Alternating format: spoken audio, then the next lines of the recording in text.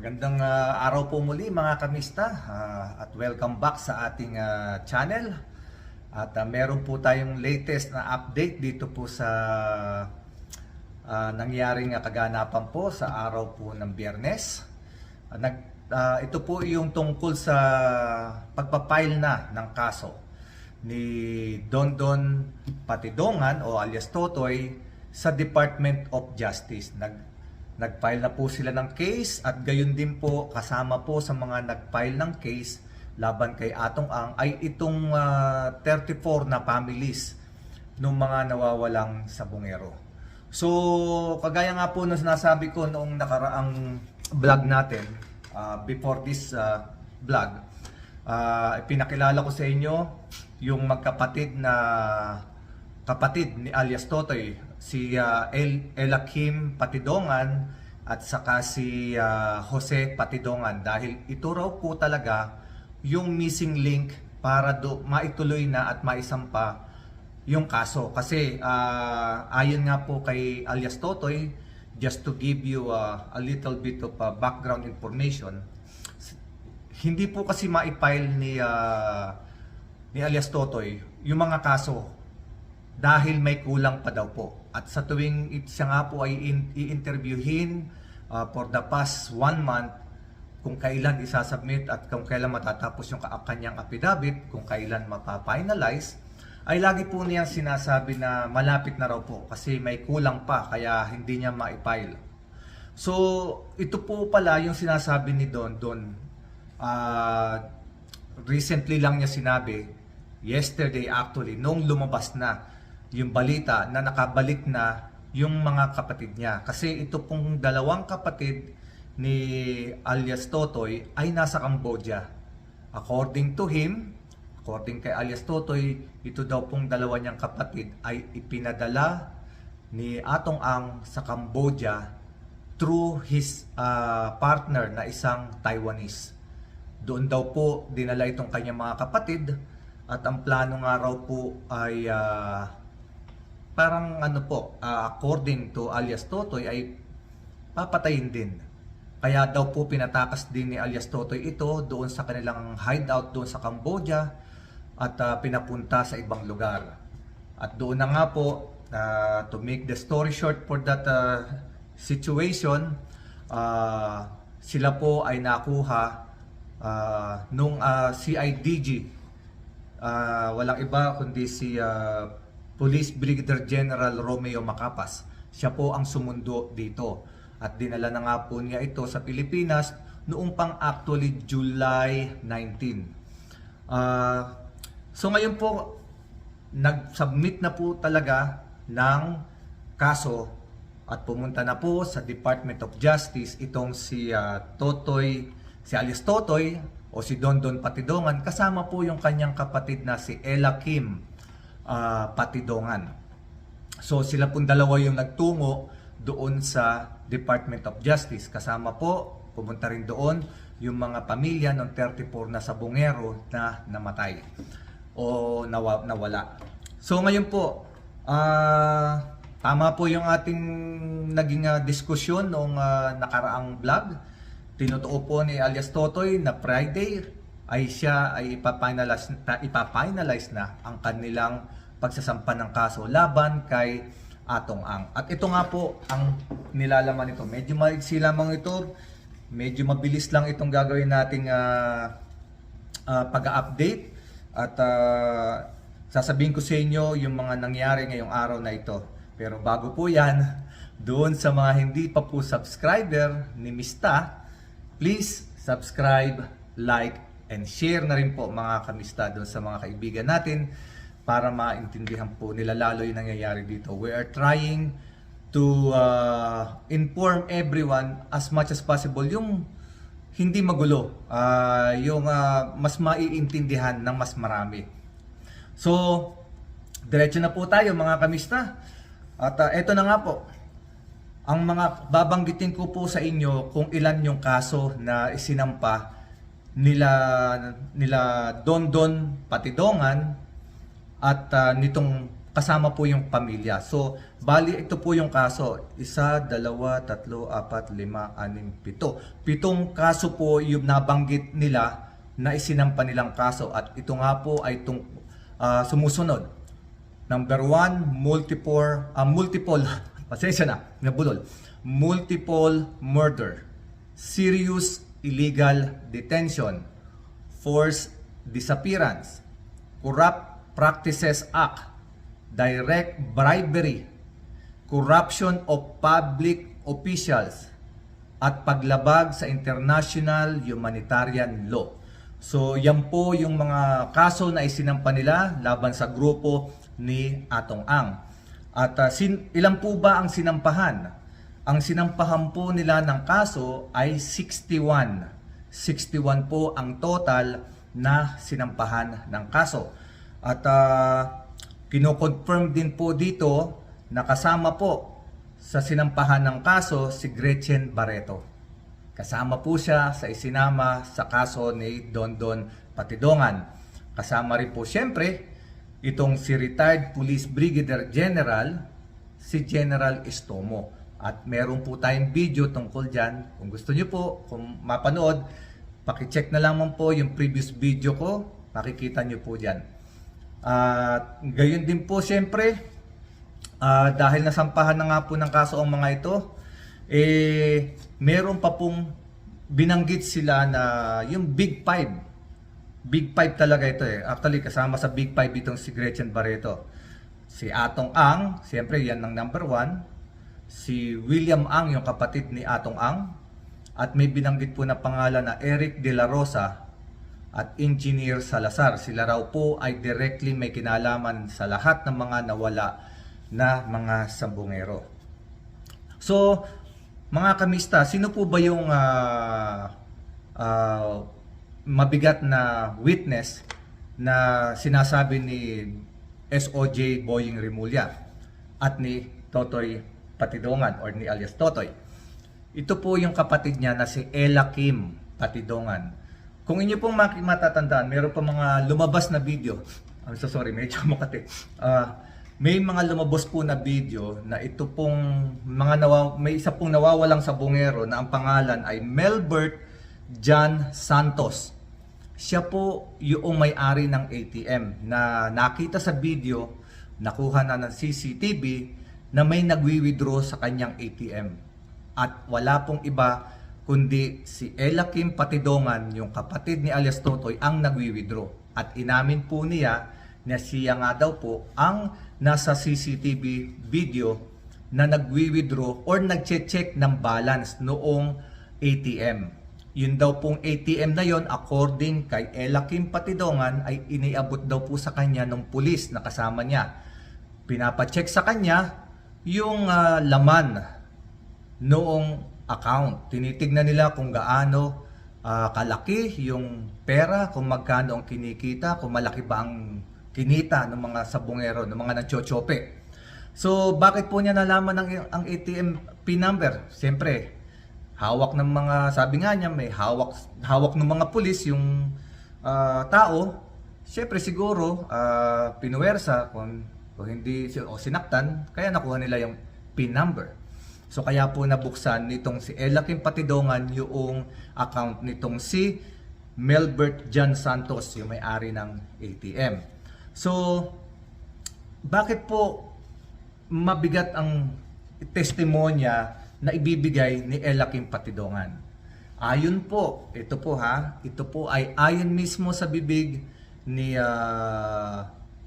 alias Totoy.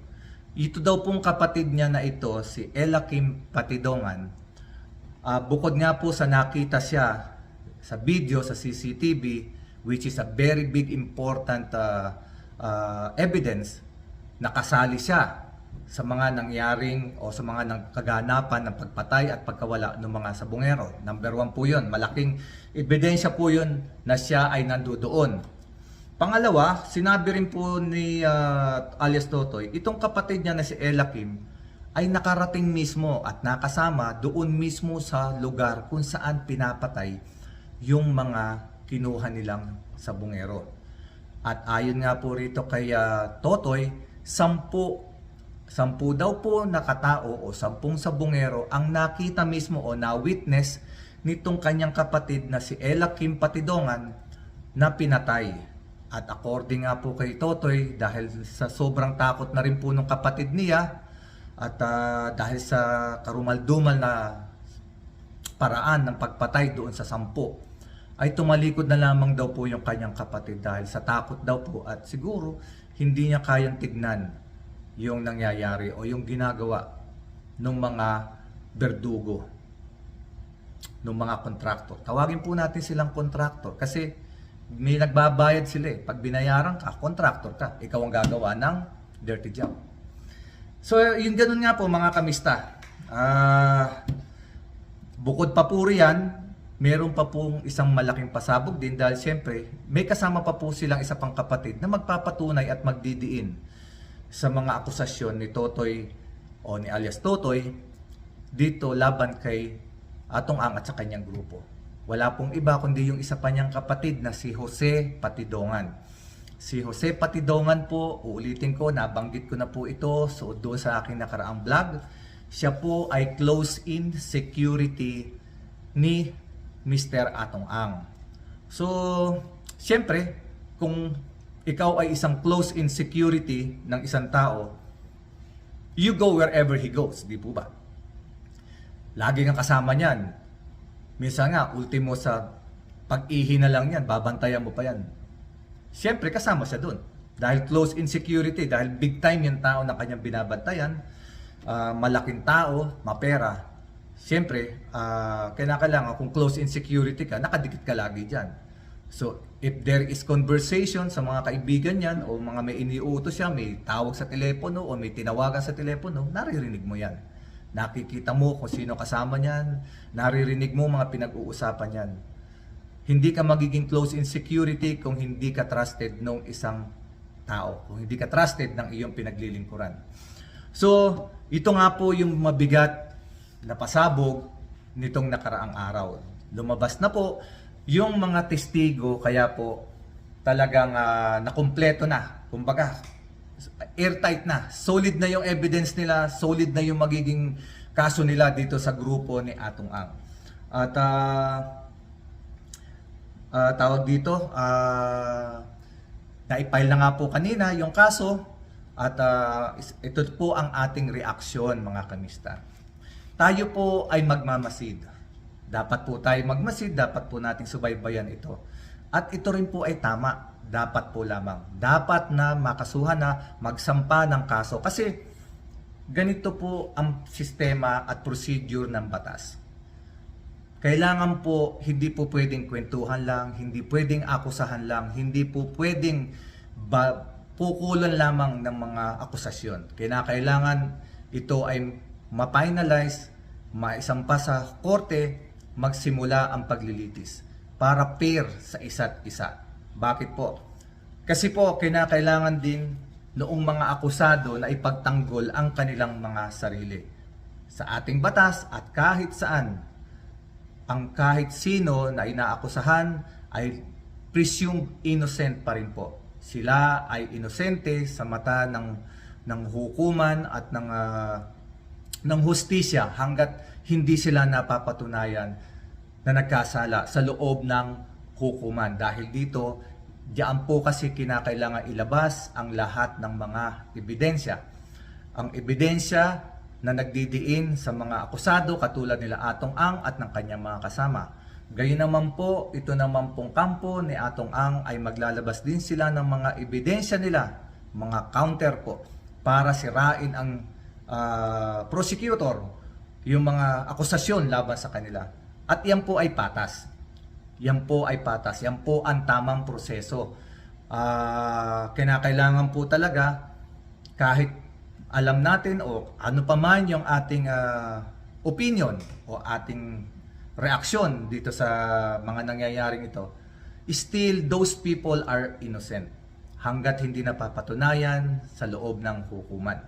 Yan po ang kagandahan ng justice system po. Medyo matagal, medyo maasalimuot, mahirap, pero patas ang laban ng lahat-lahat. Siyempre, ipagdasal din po natin na sana talaga maging patas ang labanan at yung mga mabibigat o matataas na tao na sumusuporta dito sa pagsasampa ng kasong ito ay hindi naman po sana sila mabili o masuhulan para mabaliwala ang kasong ito. Kailangan po talaga makita ng taong bayan na mayroong managot sa nangyaring ito dahil ito ay hindi simpleng krimen.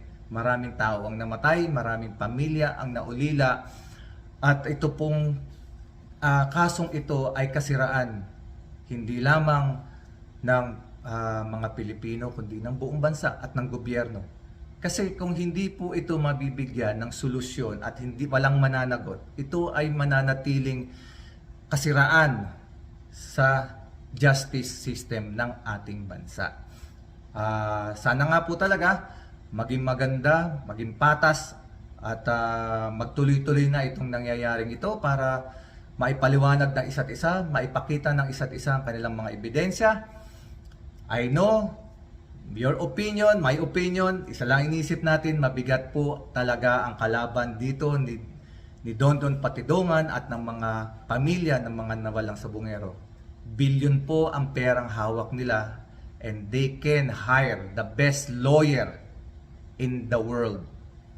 Kayang-kaya po nilang gumawa ng ganon dahil may pera silang pambayad. And those lawyers na kukunin nila, whether they like it or not, talagang ganon, pera-pera lang yan. Kabuhayan nila yan. Kahit ayaw nila, pag kinuha sila, it's up to them kung tatanggapin nila o hindi. It's up to their conscience. It's up to them kung ano yung napipil nila. Humahanga ako kay Attorney Lorna Capulong na umatras na bilang counsel o lawyer ni Atong Ang kasi hindi man po niya direktang sinabi kung anong kanyang dahilan pero para sa kanya kailangan lamang daw po niya mag-focus doon sa mas pinaka-importanteng dapat niyang gampanan. So mga kamista, hanggang dito na lamang muli. Wag po nating iiwan ang isyong ito. Kailangan po nating magmasid, makiramdam at let's pray na makamit ng mga pamilya yung hustisya dahil 4 years na po ito, mahigit 4 na taon na po ito yung nangyaring krimen na ito. Dapat po talaga may managot at yun po ang nararapat. Dapat pong managot yung dapat makasuhan talaga. Again, those people na sinampa ng kaso, they are still presumed innocent until they are proven guilty in the court of law. So mga kamista, maraming salamat po. Kung ikaw po ay bago rito sa aking channel o kahit subscriber ko na kayo, nakarating po kayo sa hanggang dito sa dulo, maraming salamat po sa inyo lahat sa suporta. Please subscribe, like, and share. Let's help each other to grow our channel.